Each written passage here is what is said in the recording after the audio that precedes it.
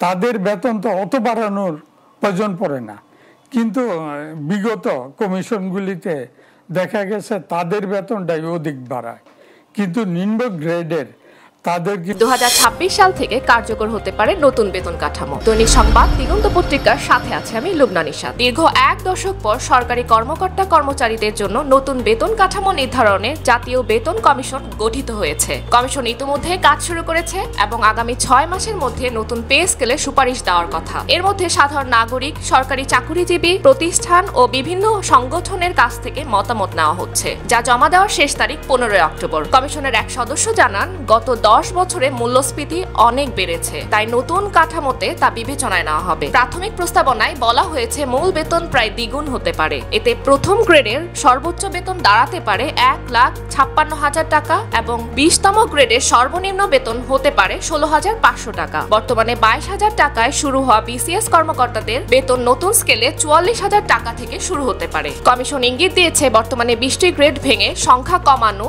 এবং সর্বনিম্ন সর্বোচ্চ বেতনের অনুপাত সমন্বয় করা হতে পারে। আলোচনায় 12:1, 10:1 ও 8:1 অনুপাত রাখা নিয়ে আলোচনা চলছে। অর্থ উপদেষ্টা ডক্টর সালেউদ্দিন আহমেদ জানিয়েছেন, নতুন বেতন কাঠামো 2026 সালে শুরু থেকে কার্যকর হবে। এর জন্য চলতি অর্থ বছরে সংশোধিত বাজেটে বরাদ্দ রাখা হবে এবং অন্তর্বর্তী সরকারের মেয়াদেই গ্যাজেট প্রকাশ করা হবে। পার্শ্ববর্তী দেশগুলোর বেতন কাঠামো বিবেচনা করা হচ্ছে। উল্লেখ্য, সর্বশেষ পে স্কেল ঘোষিত হয়েছিল 2015 সালে, যেখানে সর্বনিম্ন ও সর্বোচ্চ বেতনে গড়ে দ্বিগুণ বৃদ্ধি দেওয়া হয়েছিল।